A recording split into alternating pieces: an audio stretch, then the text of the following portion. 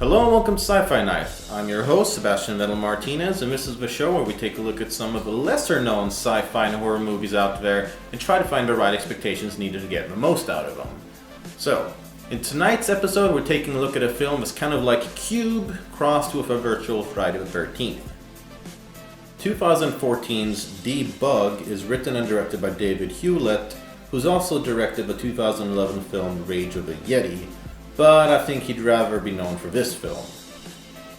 You might, however, recognize him as the character Worth in the underrated cult classic Cube that we talked about in the opening. I don't want to die. I'm just being realistic. You think they'd go to all the trouble to build this thing if we could just walk out? Debug is about a group of criminal hackers who are doing community service by debugging and fixing derelict ships drifting to nowhere out in space. The film doesn't really star anyone you know, except for maybe, I don't know, how about Jason Momoa, also known as Khal Drogo from Game of Thrones? Yeah, that's right, he's gone from a brutish warrior to a slick, advanced, evil computer program. That's quite a change there. I am a fortress under a canopy of stars that cannot be breached. So, those of you who know this show know that I'm a sucker for interesting, cool concepts. And this film definitely has one, even if it's not completely or fully realized. That's right, this film definitely has some cool stuff going on. In the film, the ship's different programs are so advanced that they develop a sense of self-preservation. They actually want to exist and thrive. It's almost like they become living artificial beings. I will remain active? Depends what you've got to tell me. These are called rogue programs, and the hackers end up having to negotiate with the programs to get what they want while they're debugging the ship. Environmental assessments are not available to your clearance level. It seems a shame to delete such a pretty rogue. I am recording this communication and will report you directly to security. The hackers end up in a battle of wits with one particularly evil and powerful program which defends itself in some very hostile ways. So the concept of these rogue programs is actually really interesting, and they definitely make up some of the cooler parts of the film. The hackers start up with their community service, but pretty much all of them have a couple of hidden motives and agendas as well. Bank accounts, credit cards, let's see what you've got before we start clearing everything. They end up getting stranded and separated on a derelict ship where the main program, played by Momoa, starts picking them off one by one. So this film contains kind of a weird turn of events because it goes from being a more slower paced, idea-driven sci-fi to what is almost a virtual reality slasher film with an evil villain picking off what is more or less teens out committing no good. I wish it kind of worked out better than it did, but like I said, there's a lot of interesting stuff going on. I mean, that's hardly a terrible idea, but it doesn't all go together super well. Unfortunately, the most interesting stuff, like the ideas surrounding the rogue programs, take kind of a backseat to what later becomes a kind of cliche space slasher.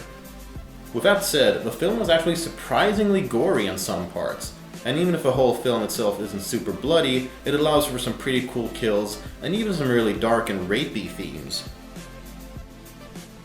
The ship and the overall effects look fine, and that's not really where you can see the budget constraints, however, you will be able to notice them. The acting isn't really that great though. Most of the characters are pretty uninteresting and not that well read.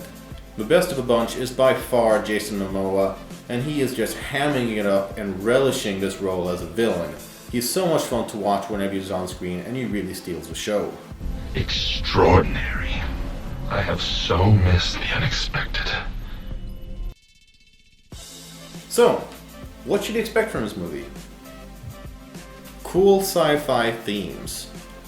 The overall set and the ideas involved surrounding the rogue programs and Momoa's longing for a more organic existence is really interesting. There have been people comparing this to Cube, and while I can see similarities, I'd say they're pretty small. Admittedly, there's some other cool stuff that's also not really properly explained, like the hackers being able to manifest their own programs inside the systems somehow, and then having like a vital connection to this program that mirrors them. I don't really get it, but it's all pretty cool at least. A great villain. Jason Momoa is an awesome actor with tons of charisma. Some people are freaking out over him being cast as Aquaman, but I say bring it on, I can't wait. Even if he's perhaps most remembered for stoic roles lacking personality as in Game of Thrones or the Conan Barbarian remake, his cocky and smug Bond villain-like attitude in this film is great. It's a lot of fun to see in this film, even if he is a little bit knowingly cheesy. I just kind of wish he had a little bit of a bigger part. You're in charge? Well, there's Capra, but yes. Capra's become unreliable. Who do you think you are? I am. I always have been. Little else of value. While I can go on for ages about Jason Momoa and the Rogue programs, the rest of the film unfortunately doesn't really hold the same quality. The other actors are pretty weak, and the script doesn't hold up all that well, as there are plenty of things that don't really make sense or that aren't properly explained. Overall, I found the film perfectly enjoyable, even if it wasn't as good as it could have been, because it could have been damn near great under different circumstances. Unfortunately, the balancing act between interesting sci-fi and bloody slasher-esque horror isn't very smooth, but it's still kinda cool. So overall, this film is definitely enjoyable and interesting, even if it doesn't really accomplish everything it sets out to do. However, writer director David Hewlett did an interesting job, and I'm definitely looking forward to his next work because he's shown that he really has potential. In an age where everything is an adaptation, a remake, a sequel, a reboot, a reshit, a re-something, it's nice to see that there are still original ideas out there.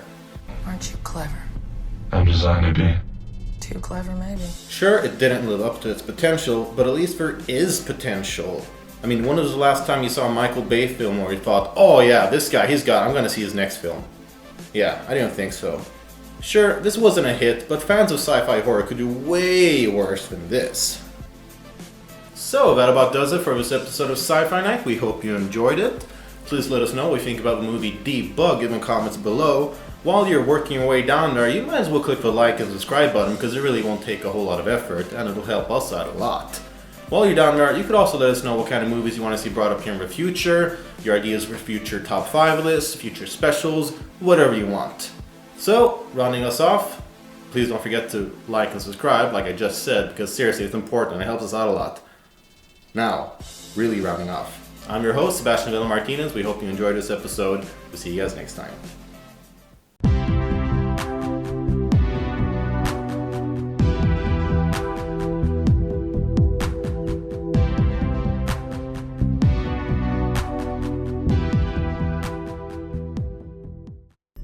Amphitrite is a prison ship. No prisoners. You're here. Not for long.